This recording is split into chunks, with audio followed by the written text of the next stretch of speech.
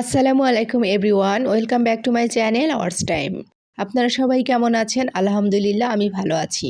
আজকে নিয়ে এসেছি খুবই সহজ মজাদার একটি মোরগ পোলাও রেসিপি, আর সেটা শেয়ার করব আপনাদের সঙ্গে। এখানে আমি একটি মোরগ প্রথমে পরিষ্কার করে ধুয়ে নিয়েছি, এরপর লেবু রস এবং লবণ দিয়ে প্রায় 20 মিনিটের মতো মাখিয়ে রেখে ধুয়ে পানি ঝরিয়ে নিয়েছি। আর এটা রান্না করার জন্য আমি একটি স্পাইসি তৈরি করব।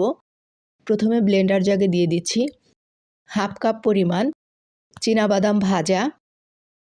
এখন দিয়ে দিচ্ছি 1 মুঠ পরিমাণ কিশমিশ, 4-5টা কাঁচামরিচ, 1 টেবিল চামচ গুঁড়ো দুধ এবং 1 টেবিল চামচ চিনি। এটাকে ব্লেন্ড করে সাইড করে রেখে দিচ্ছি। চলে যাচ্ছি মূল রান্নায়। প্যানে পরিমাণ মতো তেল দিয়েছি। এখানে আমি 1 কাপ পরিমাণ তেল ব্যবহার করেছি এবং 1.5 কাপ পরিমাণ পেঁয়াজ কুচি দিয়ে ব্রেস্তা করে তুলে নিচ্ছি। পেঁয়াজ ব্রেস্তাটা তোলা হয়ে গেলে যে বাকি তেলটা ছিল সেই তেলেই আমি মুরগির মাংসটা ফ্রাই করে নিচ্ছি। এখানে আপনি দেশি মুরগির মাংস হলে ফ্রাই না করেও রান্না করতে পারবেন মোরগ পোলাও, তবে আমার কাছে ফ্রাই করলে ভালো লাগে, যার জন্য আমি একটু হালকা করে ফ্রাই করে নিচ্ছি। আর এটা ফ্রাই করা কমপ্লিট হয়ে গিয়েছে, দেখতেই পাচ্ছেন। এটাকে তুলে সাইড করে নিয়েছি। আর এখন সেই তেলেই হাফ কাপ পরিমাণ পেঁয়াজ কুচি দিয়ে একটু নেড়ে নিচ্ছি, আর দিয়ে দিচ্ছি রেডি করে রাখা সেই স্পাইসিটা।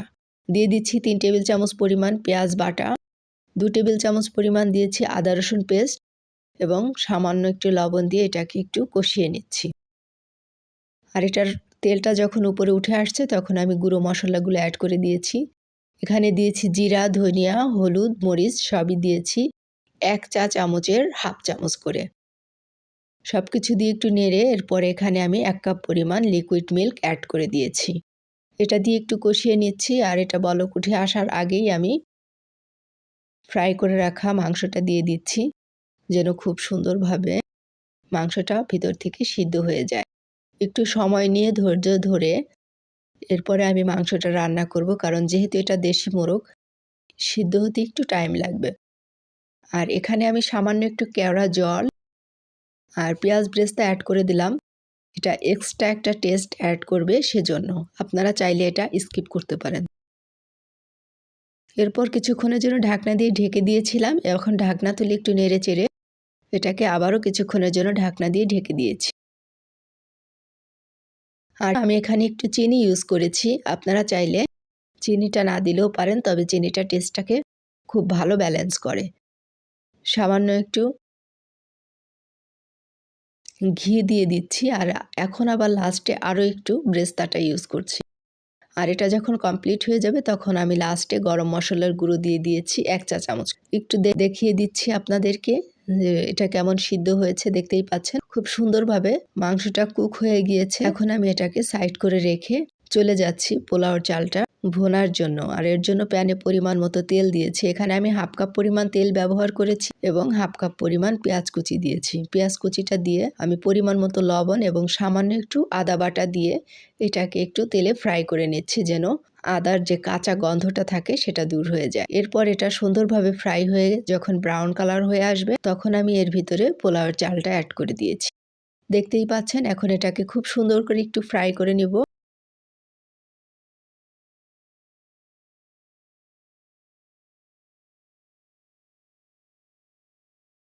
যখন চালটা ঝরঝরে হয়ে যাবে তখন বুঝতে হবে যে চালটা ফ্রাই করা কমপ্লিট হয়ে গিয়েছে। এখন আমি এখানে 3 কাপ পরিমাণ গরম পানি অ্যাড করেছি, অবশ্যই ফুটন্ত গরম পানি। আর 1 কাপ পরিমাণ দিয়েছি লিকুইড মিল্ক। সব কিছু মিলিয়ে এখানে চাল ছিল 2 কাপ, আর টোটাল আমার পানির প্রয়োজন ছিল 4 কাপ। সেজন্য এখানে আমি 3 কাপ পানি এবং 1 কাপ লিকুইড মিল্ক অ্যাড করে সামান্য একটু পোলাও পাতা দিয়ে ঢাকনা দিয়ে ঢেকে দিয়েছি। আর এই পাতাটা থেকে খুব সুন্দর একটি স্মেল আসে। যখন এভাবে চালটা সমান সমান হয়ে যাবে তখন এর ভিতরে মোরগটা রান্না করে রেখেছিলাম সেটা অ্যাড করে দিয়ে একটু নেড়ে চেড়ে সবকিছু মিশিয়ে আবারও ঢাকনা দিয়ে ঢেকে দিচ্ছি। ঢাকনাটা তুলে অ্যাড করে দিচ্ছি 4-5টা আলু বোখারা, 1 মুঠ পরিমাণ কিশমিশ এবং 6-7টি কাঁচামরিচ। সবকিছু দিয়ে আবারও নেড়ে চেড়ে একটু দমে রেখে দিচ্ছি। আর এখন এটাকে নামিয়ে নিব। নামিয়ে নেওয়ার আগে কিছু পেঁয়াজ ব্রেস্তা দিয়ে একটু নেড়ে নিচ্ছি। আর এখন দিয়ে দিচ্ছি পরিমাণ মতো একটু ঘি। ঘিটা দিয়ে আমি এটাকে একটু নেড়ে মিশিয়ে নিয়ে রান্নাটা কমপ্লিট করে ফেললাম। এটা সার্ভিং ডিশে সার্ভ করেছি।